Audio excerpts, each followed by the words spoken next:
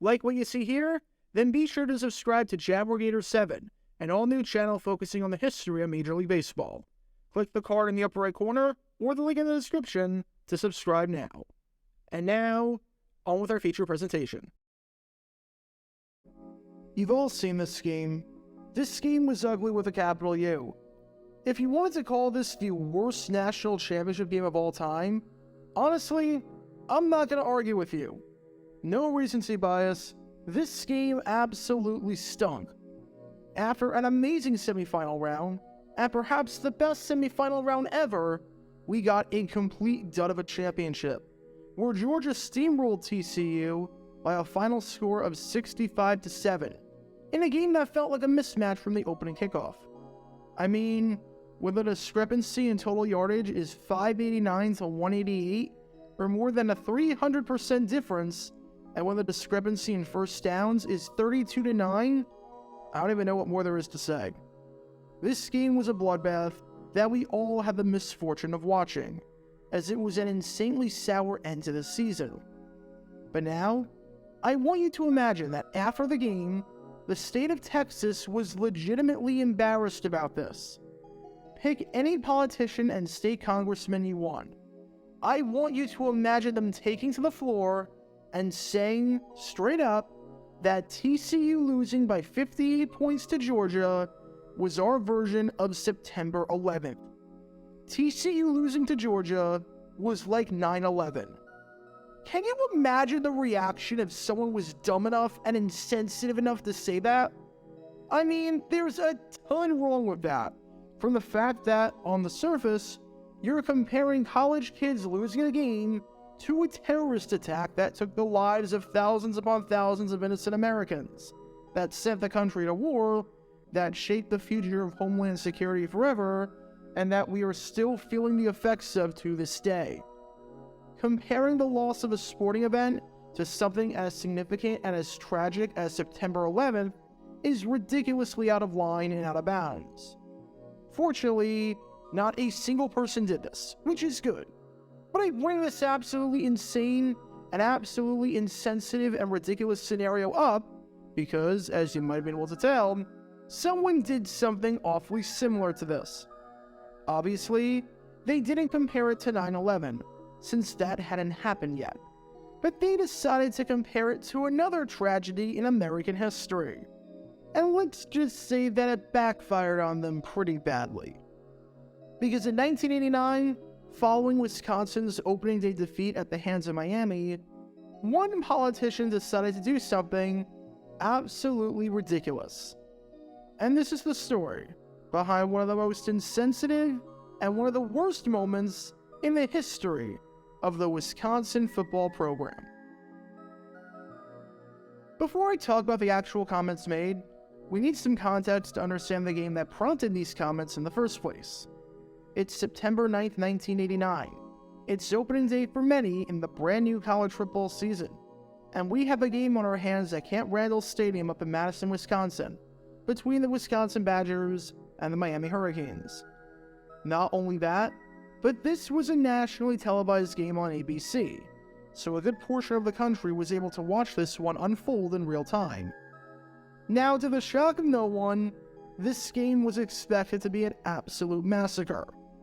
In one corner, you had the Miami Hurricanes, a team that was number 2 in the country in 1988 by going 11-1, was number 1 in the country in 1987 by going 12-0, and was number 2 in the country in 1986 by going 11-1.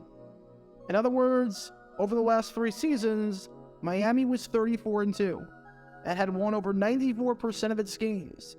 And even though they had a new head coach at the helm in Dennis Erickson, since Jimmy Johnson left to coach the Dallas Cowboys in the NFL, they were still expected to do incredible things, as they enter the season as the number 3 team in the country. As for Wisconsin, yeah, not so much. This is a program that had fallen on some hard times following the sudden death of Dave McClain, and was a team that was going nowhere under the guidance of Don Morton as head coach. Morton was entering his 3rd season at the helm, and he was on just about the hottest seat in the country, following an abysmal 1-10 campaign in 1988, which was the first time since 1968 that the Badgers finished a season with less than 3 wins. Through 2 seasons, Morton was just 4-18 as a head coach, with an abysmal 2-14 record in Big Ten play, and he was coming off of a 1988 season where the Badgers ranked dead last in all of Division 1A in total offense, averaging just 9.6 points per game and ranking 105th out of 105 teams. If you can somehow, by the grace of God, keep this game against Miami close, or somehow even win it, you can alleviate a ton of the pressure. But I'm just going to stop right there because I can't even say that with a straight face. As you can tell from these highlights, nothing about this game went right for the Badgers. At least they jumped out to a 3-0 lead early on, I suppose. That was good. The bad news was that they followed that up by allowing 51 unanswered points to lose by a final score of 51-3, in a game that was just so bad on so many levels. The 38,646 rain-soaked fans, which was the smallest attendance at Camp Randall since 1943, witnessed an absolute massacre. Name a stat, and in all likelihood, Miami decimated Wisconsin in it, to the point where it looked like they were playing a different sport entirely. In terms of first downs, the Hurricanes nearly tripled Wisconsin's output, winning that one 27-10. In terms of net rushing yards, the Hurricanes more than tripled Wisconsin's output, winning that one 161-47. In terms of net passing yards, the Hurricanes more than tripled Wisconsin's output, winning that one 369-96. In terms of total net yards, Miami won that battle 530-143, meaning that for every 1 yard that Wisconsin got, Miami got 3.7. Craig Erickson didn't even have that great of a game for the Hurricanes under center, and yet, he threw 4 touchdown passes before getting yanked for the second and the third stringers, and he made it look effortless. You know it's bad when after the game, Wisconsin head coach John Morton was upset that Miami had the audacity to take Wisconsin seriously, because he was hoping that they wouldn't, so maybe, just maybe, Wisconsin would have a chance to win. It's not hard to see why Morton failed miserably as a head coach, and might have just been the worst coach in Badgers history, although that's neither here nor there. Bottom line, this game was an embarrassment on so many levels. It was an embarrassing showing after an embarrassing season, and in front of a national television audience nonetheless. And afterwards, a bunch of politicians in Wisconsin knew that they had a problem on their hands, since remember, Wisconsin is a public school, so Don Morton is an employee of the state. At this point, you had politicians that were firmly in the camp of firing Morton and having him not complete the remaining 2 years of his contract after 1989, and politicians that believed that Morton was fine, and that it was the Wisconsin Athletic Department that was mismanaged. And one of those politicians that was on Morton's side was none other than Marlin Schneider, a Democrat. Schneider had always been a bit of an oddball, shall we say, with how he spoke. Earlier in that year, he opposed gun control by sarcastically saying after 2 knife stabbings that knife should be relegated, saying, "After 2 serious knife attacks in the city in the last month, I think it's time for all the progressive residents of the city to rally around strict controls to protect our lives and liberty," and said that knives over 1 inch long should be regulated, along with requiring registration to buy screwdrivers and nail files. Schneider had quite the way with words, and he used those words to support Morton in his quest to bring back Wisconsin football after this embarrassment against Miami, even going so far as writing a letter to Morton after the game. As Schneider wrote in this letter, "It takes a great deal of courage and integrity to stay in the fight in the face of overwhelming odds as you and your team faced last Saturday night to the very end. Far better is it for you to set your sights on the next game and a future Rose Bowl than to pay one moment's attention to the fools and critics who tear down and never build up. I want you to be the coach. I know you can do it. Just hang in there." Alright, that's a nice thing to say to a man who needs all the encouragement he can get right now. But you couldn't deny that Schneider was frustrated about the loss, as much as he believed in Morton. Because afterwards, he conducted an interview and said on the game that not only was it a national embarrassment, but I kid you not, that it was Wisconsin's Pearl Harbor. Seriously, that loss to Miami, that was Wisconsin's equivalent of what happened on December 7th, 1941.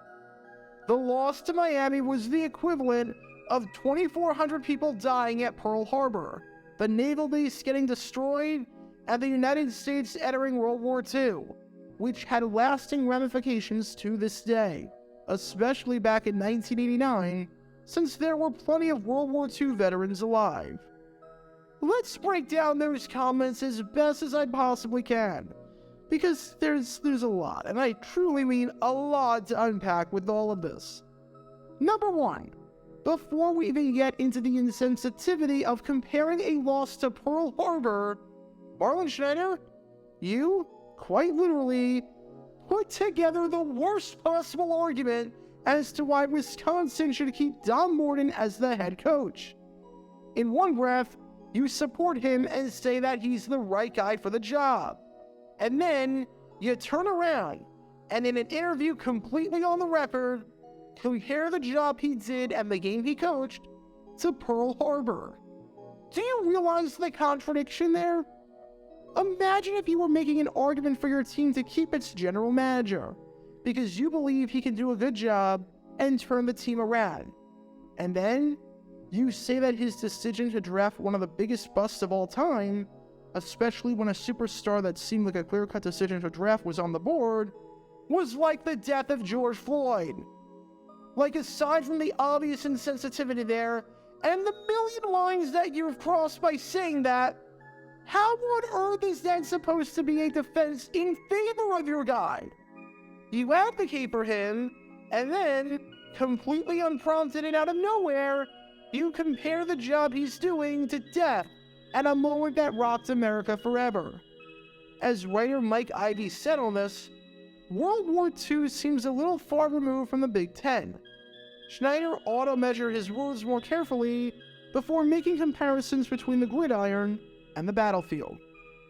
So aside from the fact that Schneider's comments, if anything, made the situation worse, since your most vocal supporter is comparing your job to an American tragedy, how ridiculously insensitive can you be about this? Like, I genuinely don't think that there is a worse comparison at the time that you could have made. Pearl Harbor is what triggered the USA to enter World War II. There were 320,000 soldiers in Wisconsin alone that served in the war, with 8,000 of them dying and 13,000 of them being wounded. World War II had such an impact on Wisconsin that the population of the state in 1942 actually decreased by 2.7%, which was the largest year-to-year population decrease in Wisconsin history. I don't have the exact data, but there were 4,400 World War II veterans remaining in Wisconsin as of 2021. So we can only imagine how high that number was in 1989, when these veterans were still in their 60s and whatnot. And here you are, undermining their struggles by comparing Pearl Harbor to a freaking football game? In what universe does anyone even come to the conclusion after watching Miami beat Wisconsin 51-3 that this is like Pearl Harbor? How do you even come to that comparison consciously and think on it and then blurt it out in an interview? Who watches a game when your team allows a touchdown and says, "Oh yeah, this is as bad as when Japan destroyed our naval base and killed 2,000 people on one Sunday morning"? How messed up do you have to be to think that way? Seriously, it's just baffling on so many levels. And I don't know what's more surprising, the comments made by Marlin Schneider, or the fact that this didn't tank Schneider's career, as he still served in the Wisconsin State Assembly until 2011. So here's a pro tip. If your team loses a game, don't compare it to an American tragedy, especially if many people from that tragedy were still alive at the time. At the end of the day, this is a game. Very rarely is it a matter of life or death. And I can assure you, this 51-3 defeat at the hands of Miami was not one of those moments. Because apparently, Marlin Schneider didn't quite get the memo. Because in his eyes, at least in the state of Wisconsin, September 9th, 1989 was a day which will live in infamy. Get your official Jaguar Gear 9 merchandise by going to jj9shop.com, and be sure to like and subscribe, as it really helps the channel out a lot. Join me every Wednesday night where we'll play NFL Trivia for cash prizes at 9 p.m. Eastern over on Twitch. To learn more about the history of college football, subscribe to Jaguar Gator 8. To learn more about the history of Major League Baseball, subscribe to Jaguar Gator 7. Also, special thanks to all of our Patreon supporters for helping out the channel. Your support is greatly appreciated. See how you can become a patron and request future video topics in the description below.